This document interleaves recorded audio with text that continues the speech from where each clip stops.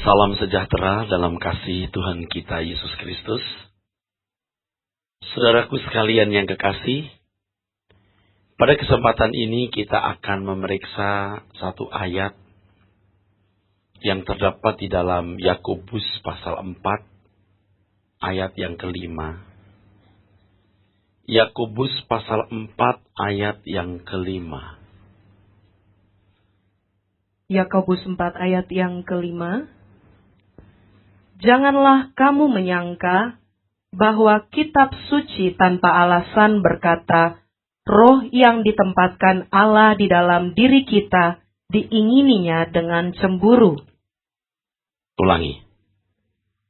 Janganlah kamu menyangka bahwa kitab suci tanpa alasan berkata, roh yang ditempatkan Allah di dalam diri kita diingininya dengan cemburu.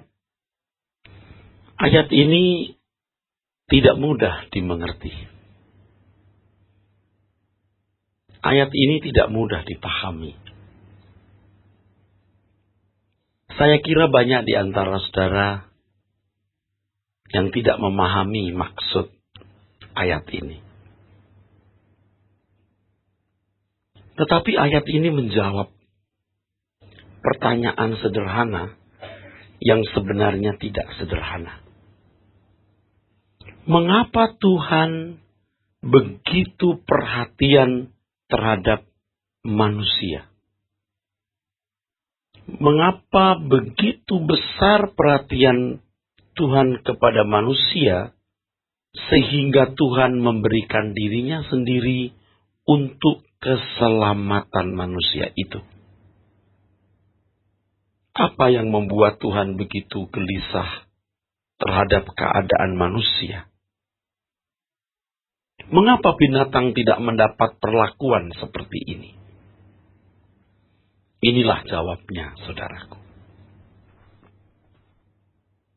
Janganlah kamu menyangka bahwa kitab suci tanpa alasan berkata, roh yang ditempatkan Allah di dalam diri kita diingininya dengan cemburu. Saudara, Tuhan memperhatikan kita sedemikian rupa karena Tuhan mengingini roh yang ditempatkannya di dalam diri kita ini. Hal ini dilakukan bukan tanpa alasan. Bukan tanpa alasan dari teks aslinya kenos yang bisa berarti in vain atau no purpose. Bukan tanpa alasan atau bukan tidak ada kebenarannya atau bukan tidak ada artinya. Kalau Alkitab mengatakan bahwa roh yang ditempatkan Tuhan di dalam diri kita diingini Tuhan dengan sangat kuat. Dengan sangat kuat. Dalam teks bahasa Indonesia diterjemahkan dengan cemburu.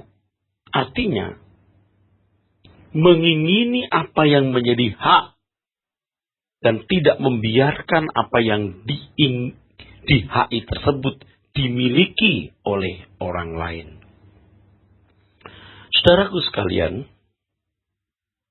apa sebenarnya maksud ini? Maksud kalimat ayat ini, saudara. Untuk memahami kebenaran ini, kita harus membuka kembali Kejadian pasal 2 ayat yang ke-7. Kejadian pasal 2 ayat yang ke-7 kita buka dulu. Mengapa Tuhan mengingini roh yang ditaruh di dalam diri kita itu, saudaraku sekalian, dengan sangat kuat atau dengan cemburu? Kejadian pasal 2 ayat yang ke-7.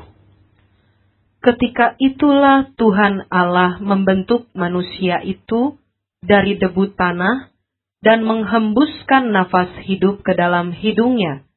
Demikianlah manusia itu menjadi makhluk yang hidup. Coba kita ulangi. Ketika itulah Tuhan Allah membentuk manusia itu. Setelah dibentuk oleh Tuhan, Terus? Dari debu tanah. Ya. Dan menghembuskan nafas hidup. Menghembuskan wayipak. Menghembuskan wayipak. Meniup. Terus? Ke dalam hidungnya. Meniup apa? Demikianlah. Nafas hidup. Ya, wayipak meniup nafas hidup. The breath of life. Nah, yang menarik di sini kata nafas hidup. Nismat hayah. Kata hidup di situ bukan tunggal, tapi bentuknya jamak. Kalau tunggal, kai. Kalau jamak jadi hayah. Sama seperti kata anak dalam bahasa Inggris, child. Tapi kalau jamak jadi children. Kata buku, book, itu satu. Book. Kalau books, banyak. Kai, satu. Kalau hayah, jamak. Tuhan meniup wayipak. Nafas hidup. The breath of life. Tuhan meniup nafas hidup. Nismat hayah.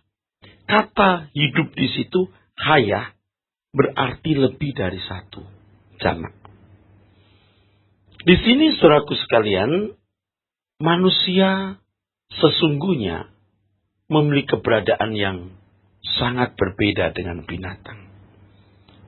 Walaupun di dalam ayat ini manusia disebut makhluk hidup, ya, tetapi makhluk hidup yang dimaksudkan untuk manusia beda dengan makhluk hidup dalam Kejadian pasal 1 ayat 21 sampai 23. Binatang juga disebut makhluk hidup. Tetapi makhluk hidup untuk binatang tidak sama dengan makhluk hidup untuk manusia.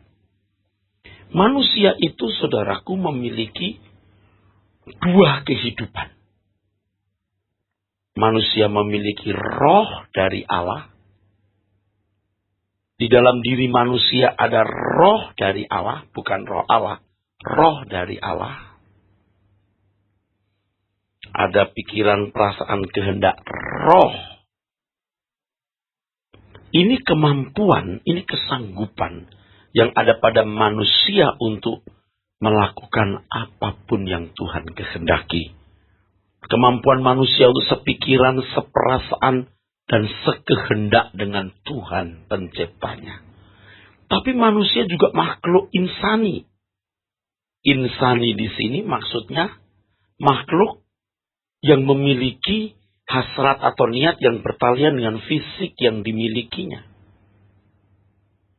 Insani itu hasrat, niat, naluri, insting yang bertalian dengan panca indera fisiknya. Nah, ini manusia yang unik. Sebelum manusia jatuh dalam dosa, pikiran, perasaan, kehendak, roh yang mendominasi, menguasai manusia. Sehingga manusia dapat melakukan apapun yang Tuhan kehendaki. Tetapi kejatuhan manusia ke dalam dosa, yaitu ketika manusia mengikuti perbujukan iblis. Iblis berkata, kalau kamu makan buah ini, kamu menjadi seperti Allah. Tahu apa yang baik dan jahat. Memang manusia menjadi tahu apa yang baik dan jahat. Hanya bedanya, kalau Tuhan tahu apa yang baik dan jahat tetapi tidak melakukan apa yang jahat. Tetapi manusia tahu apa yang baik dan jahat, melakukan apa yang jahat. Hasrat insaninya yang bertalian dengan daging, dalam bahasa Ibraninya basar, yang bertalian dengan sarkos, ini bahasa Yunaninya, menguasai, mendominasi, mengatur kehidupan. Bukan kehendak roh yang mengatur, tapi kehendak daging. Inilah yang dimaksud oleh Alkitab, manusia telah terjual di bawah kuasa dosa. Nah, saudaraku, pertanyaannya, sebenarnya jiwa itu di mana?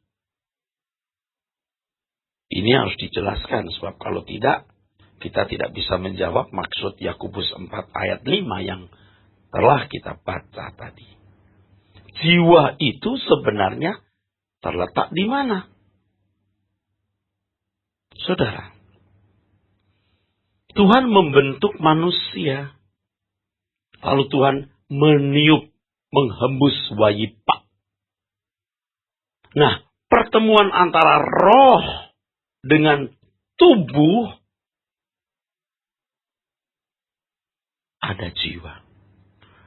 Persenyawaan antara roh dan tubuh ada jiwa. Ketika roh kontak dengan tubuh, ada jiwa. Ini sama, saudaraku, analoginya dengan lampu, bolam lampu. Bolam lampu itu ada bendanya yang kelihatan, ada kawat kecil, ya. Kalau dialiri arus listrik, maka nyala. Nah, fisiknya ini tubuh, arusnya itu roh, terangnya itu jiwa. Nyalanya itu jiwa. Nah, bagaimana dengan terjadinya jiwa di dalam kehidupan anak manusia melalui proses pembuahan atau kehamilan? Ketika benih pria yang namanya sperma bertemu dengan benih wanita yang disebut sel telur atau ovum. Ketika bertemu, ini mujizat. Ini keajaiban yang tidak bisa diuti-uraikan. Jadi benih wanita, benih pria bertemu menjadi zigot namanya. Menyatu menjadi zigot. Ini fisik ini. Memang pada pertemuan perjumpaan pertama ini tidak kelihatan. Tetapi 3 minggu kemudian jadi sebongkah darah. 3 bulan jadi 2 kempalan tangannya. 5 bulan, 4 bulan. 9 bulan, oek jadi bayi.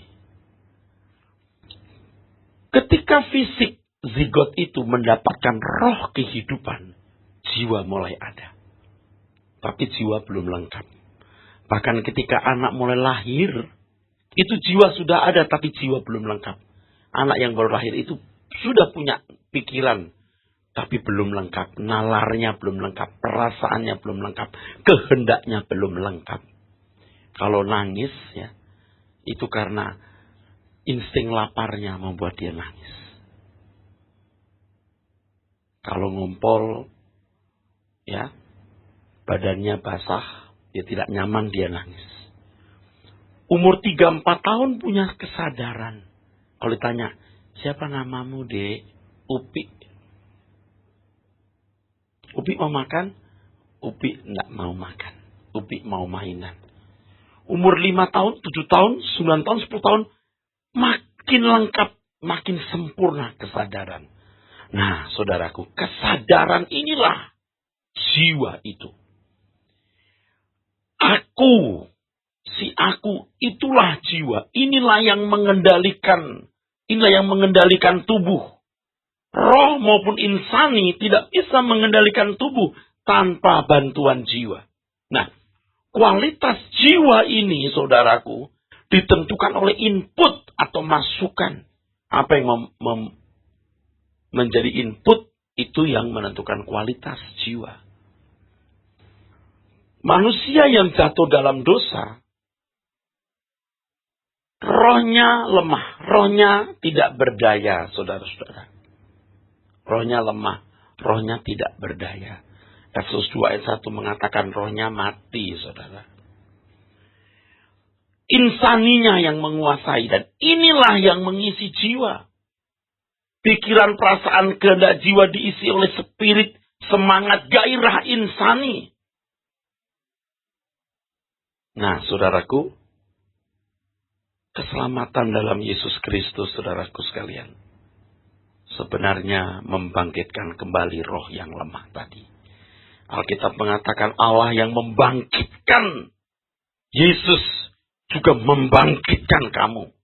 Apanya yang dibangkitkan? Dahulu kamu mati, sekarang hidup. Apanya yang hidup? Roh dari Allah yang karena kejatuhan manusia dalam dosa, lemah, tidak berdaya atau mati ini. Roh yang penurut ini, saudaraku. dibangkitkan. Tapi ini lemah. Ini harus diperkuat. Nah, nanti kita akan belajar bagaimana diperkuatnya. Nah, saudaraku sekalian, kalau jiwa diisi terus oleh hasrat insani yang bertentangan dengan kehendak Allah, karena manusia terjual di bawah kuasa dosa, kalau berlarut-larut hal ini membahayakan untuk roh. Pengkhotbah 12 ayat yang ke-7. Pengkhotbah 12 ayat yang ke-7. Alkitab berkata apa? Dan debu kembali menjadi tanah, seperti semula, dan roh kembali kepada Allah yang mengaruniakannya. Roh kembali kepada Allah. Karena roh itu dari Allah, saudara. Tidak ada roh dari sumber lain. Semua roh berasal dari Allah. Roh para malaikat itu berasal dari Tuhan semesta alam. Roh pemimpin-pemimpin para malaikat, yaitu malak-malak, Mikael, Gabriel, Lucifer sendiri juga rohnya dari Allah. Lucifer yang pernah menjadi makhluk surgawi, yang kemudian memberontak kepada Bapa di surga, mau kudeta di surga mengatasi yang maha tinggi. Rohnya juga berasal dari Bapa dan menyeret sepertiga malaikat lain, saudaraku. Nah, roh di dalam diri manusia itu roh dari Allah. Allah berhak memilikinya. Kalau jiwa rusak, karena jiwa itu kesadaran, jiwa itu personalitas manusia itu, kalau jiwa rusak, memberontak, dan sampai akhir tidak bertobat, dia akan masuk neraka dan rohnya akan keseret ke dalam neraka. Tuhan sudah kehilangan banyak malaikat. Sekarang Tuhan tidak mau kehilangan manusia. Karena roh dalam diri manusia adalah dari Allah dan milik Allah. Yakobus pasal 4 tadi, ayat yang ke-5. Mari kita lihat. Janganlah kamu menyangka bahwa kitab suci tanpa alasan berkata, bukan tanpa alasan kalau kitab suci berkata ini. Bukan tanpa alasan, bukan tanpa reason. Bukan tanpa dasar, bukan tidak ada kebenarannya. Kalau kitab suci berkata ini, apa? Roh yang ditempatkan Allah di dalam diri kita, diingininya dengan cemburu. Ya iyalah, Tuhan mengingininya dengan sangat, atau dengan cemburu, tidak ingin dimiliki yang lain. Karena roh itu dari Allah. Seolah-olah Tuhan mau berkata begini. Hei, mau dibawa kemana roh yang daripadaku itu? Kalau jiwamu rusak, tidak dibersihkan, tidak diluruskan, tidak dikuduskan, tidak bertobat, roh daripadaku akan ikut terseret ke dalam api kekal. Jadi bukan tanpa alasan kalau Allah mengingini roh yang ada pada kita itu dengan cemburu. Roh di sini dalam bahasa kita pakai huruf besar. Dalam teks aslinya tidak ada huruf besar. Pneuma itu huruf kecil. Ini bukan roh Allah, ini roh manusia. Roh dari Allah yang ditaruh dalam diri manusia. Tuhan mengingini itu. Tuhan tidak membiarkan itu masuk neraka. Tuhan tidak mau itu diseret oleh jiwa yang rusak ke dalam api kekal. Saudara, nanti kita akan membaca ayat sebelumnya ya. Coba baca dulu ayat sebelumnya nanti biar kita tahu. Ayat 1. Dari manakah datangnya sengketa dan pertengkaran di antara kamu? Bukankah datangnya dari hawa nafsumu yang saling berjuang di dalam tubuhmu? Di mana letak hawa nafsu? Di jiwa. Jiwa yang diisi hasrat insani itu. Hasrat kedagingan itu, saudara-saudara. Hawa nafsu. Terus. Kamu mengingini sesuatu, tetapi kamu tidak memperolehnya. Lalu kamu membunuh, kamu iri hati, tetapi kamu tidak mencapai tujuanmu. Lalu kamu bertengkar dan kamu berkelahi. Kamu tidak memperoleh apa-apa karena kamu tidak berdoa. Terus. Atau kamu berdoa juga, tetapi kamu tidak menerima apa-apa karena kamu salah berdoa. Sebab yang kamu minta itu hendak kamu habiskan untuk memuaskan hawa nafsumu. Bahkan doa pun dipakai untuk memuaskan hawa nafsu. Coba betapa rusaknya. Betapa rusaknya. Ayat yang keempat. Hai kamu orang-orang yang tidak setia, tidakkah kamu tahu bahwa persahabatan dengan dunia adalah permusuhan dengan Allah?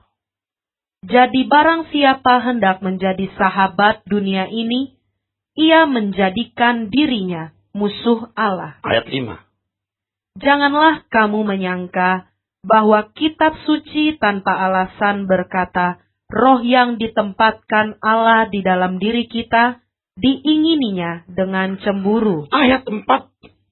Masuk ayat 5. Kesannya tidak nyambung. Kesannya tidak berkaitan. Sekilas tidak bertalian. Betul, saudara? Coba perhatikan ayat yang keempat, ayat kelima. Di mana nyambungnya? Coba dibaca. Nyambungnya di mana? Ayat yang keempat. Hai kamu orang-orang yang tidak setia, tidakkah kamu tahu bahwa persahabatan dengan dunia adalah permusuhan dengan Allah? Jadi barang siapa hendak menjadi sahabat dunia ini, ia menjadikan dirinya musuh Allah. Ya, kalau kamu mengingini, kamu punya banyak hasrat-hasrat, betul? Yang dikatakan nafsu, yang tidak sesuai kehendak Allah, kamu menjadikan dirimu musuh Allah. Lalu ayat yang kelima. Janganlah kamu menyangka bahwa kitab suci tanpa alasan berkata, roh yang ditempatkan Allah di dalam diri kita, diingininya dengan cemburu. Bukan tanpa alasan, karena roh yang ditaruh Tuhan di dalam diri kita, itu roh dari Allah. Ini bukan roh kudus, ini roh manusia. Ini roh dari Allah yang kekal. Kalau manusia mengumbar nafsu keinginan jiwanya, binasa. Roh akan terseret ikut ke dalam kebinasaan. Jadi bukan tanpa alasan. Kalau Alkitab berkata, roh yang ditaruh, ditempatkan Allah di dalam diri kita, diingininya dengan cemburu. Tadi saya katakan, itulah jawabnya. Mengapa Tuhan begitu perhatian terhadap keselamatan manusia? Sampai memberikan dirinya untuk kita. Kenapa binatang tidak diperlakukan seperti itu? Karena binatang tidak memiliki roh dari Allah. Allah tidak menaruh rohnya dalam diri binatang. Itu jawabnya, saudaraku. Saudaraku sekalian yang kekasih. Sekarang masalahnya adalah bagaimana jiwa kita bersih. Bagaimana jiwa kita kudus. Bagaimana jiwa kita lurus. Bagaimana jiwa kita benar. Agar roh tidak terseret ke dalam api kekal. Saudara pernah bayangkan, pikirkan, renungkan enggak? Lucifer itu bisa menghasut sepertiga malaikat untuk melawan Bapa. Pasti ada iming-iming. Nggak mungkin tidak ada iming-iming. Yaudah ikut aja. Rasanya nggak mungkin. Modus operandi yang sama kita temukan bagaimana Lucifer membujuk Adam. Lucifer mencoba membujuk Yesus juga. Kan spiritnya Lucifer ini mau mengatasi yang maha tinggi. Mau menjadi seperti Allah. Itu spiritnya. Nah, jangan saudara pikir iblis tidak bekerja keras hari ini. Pasti ada manuver, ada gerakan, ada aktivitas, ada mobilisasi, ada gerakan, ada movement yang membuat manusia bisa digiring menuju kegelapan abadi. Kalau iblis telah berhasil, kalau Lucifer telah berhasil membuat 30%, sepertiga, 33% sekian malaikat ikut dia, iblis juga berusaha untuk membinasakan roh-roh manusia untuk masuk ke dalam kerajaan kegelapan. Nah, sekarang bagaimana supaya jiwa kita lurus? Kita baca Lukas 11. Lukas 11 ayat 34. Kita baca. Lukas 11 ayat 34. Matamu adalah pelita tubuhmu. Jika matamu baik, teranglah seluruh tubuhmu. Tetapi jika matamu jahat, gelaplah tubuhmu. Nah, matamu. Apa itu matamu? Mata adalah pelita tubuh. Ini sebuah figuratif atau gambaran bahwa kita harus punya mata hati yang melihat jiwa. Sebab siapa yang mengenali jiwa manusia kalau bukan roh manusia? Hanya roh manusia yang mengenali manusia itu. Demikian firman Tuhan. Nah, saudara, kita harus punya mata hati yang terang. Mata hati yang terbuka. Mata hati atau nurani ini memberi kemampuan seseorang melihat diri sendiri dengan benar. Amsal 20:27. Amsal 20 ayat 27. Amsal 20 ayat 27. Roh manusia adalah pelita Tuhan yang menyelidiki seluruh lubuk hatinya. Nah, ini luar biasa. Roh manusia adalah apa, saudara? Pelita Tuhan. Roh manusia adalah pelita Tuhan. Roh manusia adalah pelita Tuhan. Tadi kita membaca Kejadian 2:7, ingat? The breath of life. Nafas hidup. Nafas hidup, nismat, hayah. Kata roh di sini, terjemahan aslinya nismat. Nah, ini bisa membuat orang bingung karena di Kejadian pasal 2:7 diterjemahkan nafas. Tetapi di Amsal 20:27 diterjemahkan roh. Nah, ini orang bisa bingung ini. Nismat kayah, the breath of life. Nafas hidup. Di Kejadian 2 ayat 7 diterjemahkan apa? Nafas. Tetapi di Amsal 20 ayat 27 diterjemahkan roh. Roh manusia, pelita Tuhan. Tuhan itu menaruh pelita. Nir. Dalam bahasa Ibraninya nir. Kalau dalam bahasa Ibraninya nir. Tapi kalau dalam bahasa lain, dalam bahasa salah satu bahasa di Palestina, nur.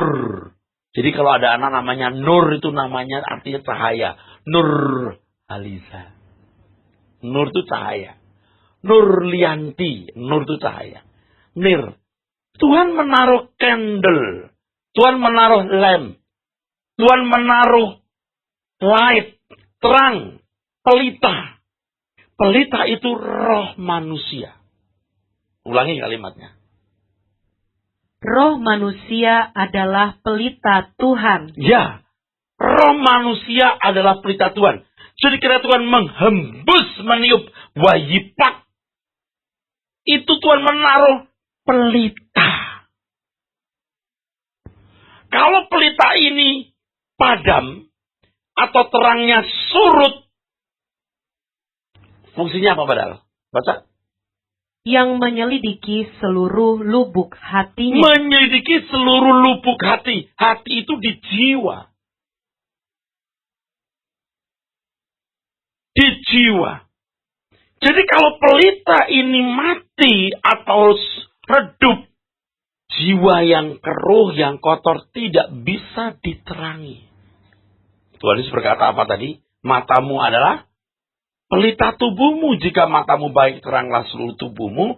Tetapi jika matamu jahat, gelaplah seluruh tubuhmu. Nah, kelahiran baru oleh kuasa Roh Kudus membuat pelita yang tadi redup, roh manusia yang tidak berkuasa lagi atau yang mati, kembali dihidupkan. Candle of God. God's candle. Lilin Tuhan ini. God's lamp. Lampu Tuhan ini. Tetapi saudaraku, lampu ini, saudaraku, kalau lampu ini, kalau tidak mendapatkan minyak, saya boleh gunakan kata minyak saja ya, tidak bisa bercahaya dengan terang. Harus dibuat terang. Dengan cara bagaimana? Firman Tuhan. Matius 4 ayat 4. Alkitab mengatakan apa? Yuk kita baca. Matius 4 ayat 4. Tetapi Yesus menjawab, ada tertulis, manusia hidup bukan dari roti saja, tetapi dari setiap firman yang keluar dari mulut Allah. Firman yang benar loh. Firman yang benar loh. Memang ironis sekali, dan ini sangat ironis. Orang ke gereja bertahun-tahun, tetapi mata hatinya tidak terang. Kalau mata hati seseorang terang, ini mata hati dari Tuhan loh. Ya, mata hati dari Tuhan loh. Itu menggiring orang tersebut berkepribadian seperti Tuhan. Sebab saudaraku, nur atau cahaya yang ditaruh Tuhan dalam hati kita, yaitu roh dari Allah, roh manusia. Itu menyanggupkan manusia sepikiran, seperasaan, segenap dengan Allah. Jadi kalau di dalam jiwa ada sesuatu yang bertentangan dengan kehendak Allah, bisa terkoreksi. Bisa terkoreksi. Nah, ini harus didewasakan nurani itu. Didewasakan dengan firman.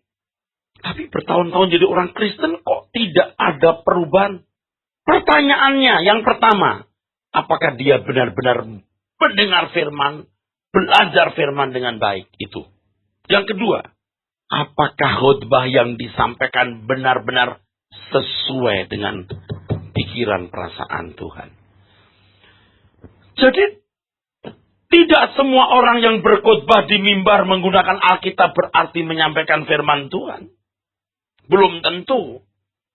Kalau yang disampaikan tidak sesuai dengan pikiran, perasaan, atau hati Tuhan, bukan firman Tuhan. Nah, pasti di antara saudara atau kebanyakan orang Kristen berpikir Alkitab ini seperti kitab suci agama-agama lain. Ayat-ayatnya suci, huruf-hurufnya suci. Itu salah sekali. Yang suci bukan bendanya.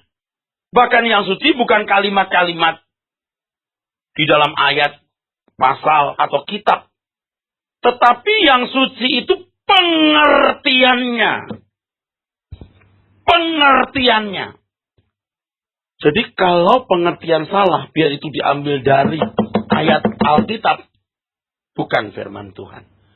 Jangan lupa, iblis pun menggunakan ayat Alkitab untuk menjatuhkan Tuhan Yesus. Jadi kalau salah pengertian ayat Alkitab jadi ayat setan. Nah, ini jadi hal yang mengerikan. Kalau kita mendengar khotbah, apakah khotbah ini sesuai dengan pikiran perasaan Tuhan? Tapi Pak, diambil dari ayat-ayat Alkitab, oke. Misalnya dari kitab Keluaran, Tawareh, Mazmur.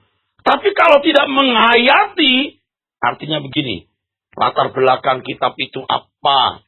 Maksud ayat itu dalam konteksnya apa? Esensinya bagaimana? Pasti salah tafsir, saudaraku. Jadi firman Tuhan itu understanding-nya, ekstraksinya, sarinya, salah-salah mengekstrak, salah-salah mengambil sarinya, bukan firman Tuhan, saudara. Firman Tuhan itu kalau disampaikan tidak kembali dengan sia-sia. Firman itu akan membuat nurani kita yang ada di dalam roh menjadi tajam. Sebab firman yang benar yang disampaikan itu, firman itu akan mengkondisi, firman itu akan mengkondisi nurani kita menciptakan peraturan. Membedakan apa yang baik dan buruk. Bukan sekedar yang halal dan yang haram loh. yang boleh atau tidak boleh. Bukan. Tetapi membuat nurani kita memahami nilai-nilai kehidupan. Nilai-nilai kehidupan. Firman itu membuat nurani kita bisa jadi hakim, judek. Kalau pembuat peraturan namanya indek. Jadi hakim, judek. Kalau kita melakukan tindakan-tindakan, dia berkata, ini tidak tepat. Ini yang tepat. Bukan sekedar halal atau haram, tetapi sesuai dengan kehendak Tuhan enggak. Bisa membedakan apa yang baik, yang berkenan, dan yang sempurna.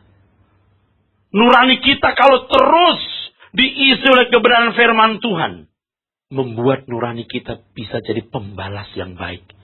Kalau kita berjalan di luar rencana Tuhan, kita akan terganggu, damai kita akan terganggu. Saudaraku sekalian yang kekasih, firman itu loh membuat nurani kita percaya. Dia bisa mengoreksi jiwa dan bisa membentuk jiwa untuk berwarna seperti warna Tuhan. Nah, satu hal yang saya mau tegaskan adalah ini, nilai-nilai tadi. Nilai-nilai tadi. Kita dilahirkan dalam satu lingkungan fasik yang tidak mengenal kebenaran walaupun mungkin Kristen. Dari kecil yang kita pahami, kebahagiaan itu kalau sukses. Yang namanya sukses itu kalau duit banyak, kalau gelar kita bertumpuk, kalau kita punya pangkat, kalau kita terhormat. Manusia itu bernilai kalau menikah, punya anak, punya keluarga, dan berbagai nilai-nilai kehidupan. Itu harus dikoreksi. Bukan itu. Bukan itu. Lalu kita membaca kebenaran firman Tuhan. Di sana kita menemukan, saudaraku, sampai tidak menikah pun gak masalah kalau demi kerajaan surga. Asal udah makan pakaian, cukup. Wah, kok begitu ya? Ini nilai-nilai. Saya beri contoh begini. Coba Ki.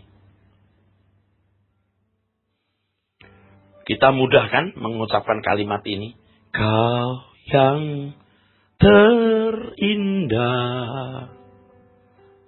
di dalam hidup ini. Kenapa kita katakan Tuhan terindah? Apa ukurannya dia indah? Kau yang termanis. Dulu kita nyanyikan lagu ini karena kita menyadari betapa baik Tuhan. Dia buat aku bisa menyelesaikan studiku S2. Aku jadi dosen. Aku dapatkan istri yang cantik, anak-anak yang baik. Aku punya rumah, tempat tinggal dan kendaraan. Aku terhormat. Kau yang termanis. Itu nilai hidup kita di situ tuh, waktu itu. Tapi ketika kita mulai mengenal kebenaran,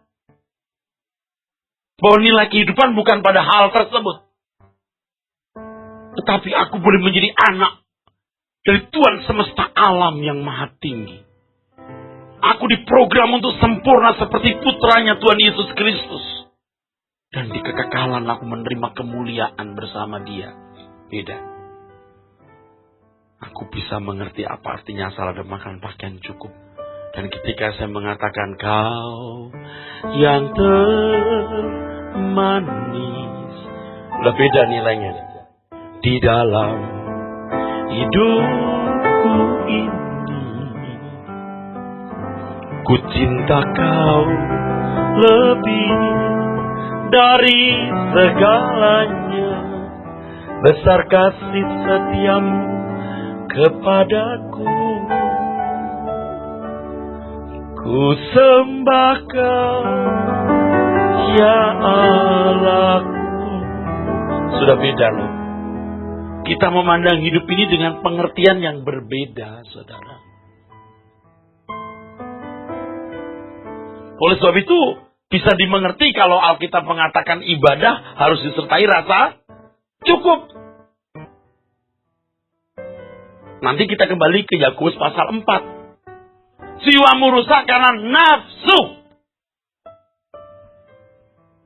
Kaya tidak salah, ingin kaya salah. Nafsu. Berani nggak kita mematikan nafsu itu?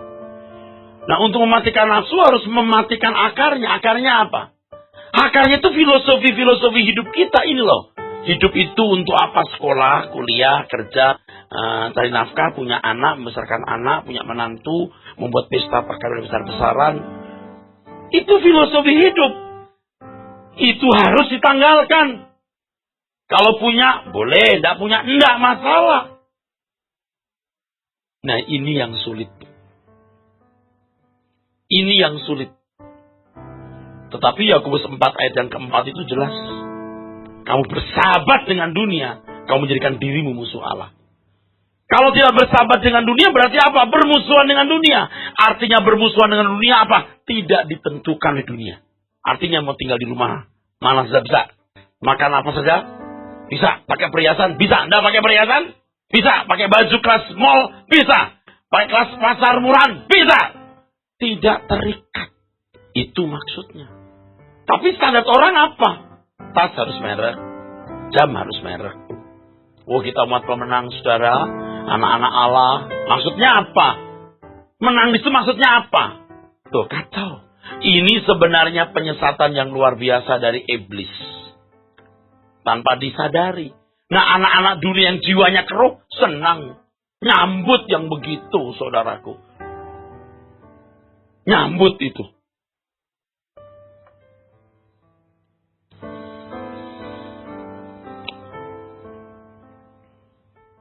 Saya mau ngomong jujur ya. Sebagian saudara, jiwanya itu rusak.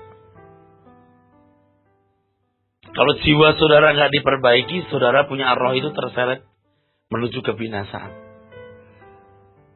Dan gereja itu menggarap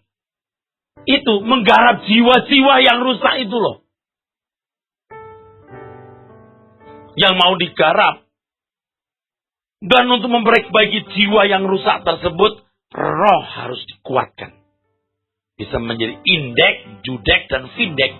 Bisa menjadi pembuat peraturannya oleh Tuhan, firman-Nya. Bisa menghakimi dengan penghakiman sesuai dengan firman Tuhan. Oleh sebab itu firman Tuhan yang harus dikejar, diburu.